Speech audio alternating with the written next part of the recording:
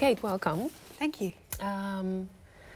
This is a piece composed by you. So while she was playing it, I was secretly looking at you, and you were like super concentrated, eyes closed, almost like, what were you doing? I was in the music.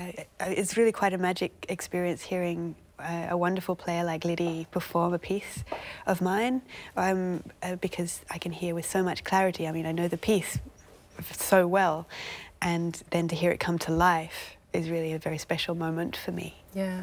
So are you just enjoying, or are you counting, or are you...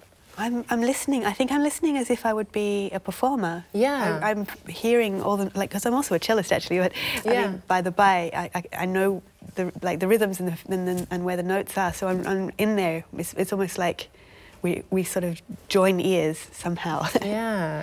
Well, it's nice to have you on our show. Thank you. You're half Australian, half Dutch. Yes. Right? You partially grew up in England and in Australia, but you're living in Holland right now. Yes. And you have an incredible CV as a composer. You just mentioned that piece that you wrote. What were we listening to? Well, the piece that Liddy played is a piece called Liddy's Piece, written especially for her. Mm-hmm. It's a sort of portrait piece for her. Yeah. And I took inspiration directly from her playing. We worked together very intensively with the Stoltz trio for a dance piece with Lina Urbana. We did a big tour in 2000. It's a dance company, right? It's a dance company based in Amsterdam, yeah. So we put together a 60-minute dance piece, which was then toured through the Netherlands. Mm-hmm. And as a result, I have all of these pieces for this this group of people. Yeah, and one of them was one of them being Liddy's piece. What was it based on, or what inspired you? Sure. Well, in my conversations with Liddy, I hadn't worked with Liddy before, and this was the first time. So we had a lot of sort of chats. Liddy's really interesting because she listens so carefully to everything, and her world is really through her ears. Mm-hmm. And one thing that we connected through, and also because both she and I are interested in bird song. Okay. She has this amazing ability to be able to imitate birds. And Liddy? Yes. Oh. It's her secret talent, or it's her party trick. Ah, to imitate birds. And then, and what bird connects you? So when I was writing this piece, I was telling her about these birds that I love from Australia. These birds from the bush called bellbirds. Bellbirds. Yeah, I don't know them. They're native birds in Australia. It's almost like the leaves come to life. Like the leaves are sort of the birds become the leaves, and the forest really comes alive with this beautiful gold sound. So my piece, I wanted. She understood what you were talking about. I showed her some videos, and then we just couldn't stop talking about them. And then she always asks me about the bellbirds. I went back to Australia a couple of times in the meantime, and I'd get a little message from Lydia like, "How are the bellbirds?" And then I'd take a little video for her. And how did that come to this piece?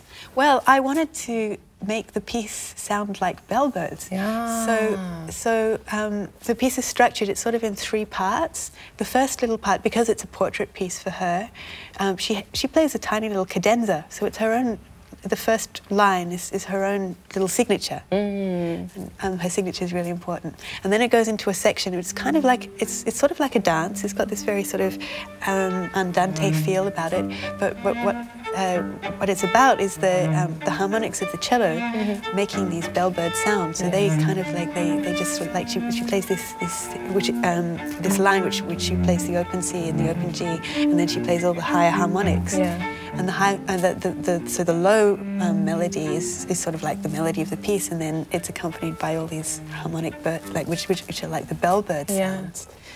Nice. Well, you do that with a lot of music and groups. But you also did something with Tarantella music. That's something completely different, but then again also inspired by an animal. Tell me about that. Right, for sure. The creatures always speak. The creatures always speak.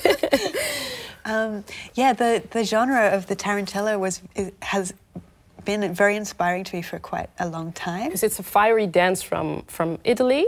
It's a traditional Italian dance, and the tradition is that it was kind of used as sort of medicinal, or it's a curative ritual where a victim has been bitten by a spider, and in order to release the body from the venom, they have to do this trance-like dance. Yes, it's brought to life by the rhythm of the musicians. Yeah, so and the signature thing in tarantella is usually this big tambourine. Yeah, but the next piece is not going to be played on tambourine. No, it's true. Well, tambourine and violin. Yeah. I think these two instruments are sort of the traditional instruments of the tarantella. But yeah, the tambourine plays this incessant 6/8 rhythm, which is sort of like and then you play, and then the violin plays this crazy fiery melody over the top. And can the violin play like the violin part and the tambourine part together? Yeah, well, that's the idea. Sort of. That's the idea. Okay. Well, because I mean, the tambourine has this kind of noise sound, and then you can sort of play a similar sort of sound on the violin. If you press quite high, quite close to the bridge, you get this sul ponticello sound, which has that same noisy sound as the tambourine. And then if you really accent it in 6/8 rhythm, it sounds like the tambourine. And then you also get the violin as well, even though it's on the viola. Thank God none of us is actually bitten by a spider, but I'm really curious about the piece. Let's listen to the tarantella. Okay. All right. Thank you.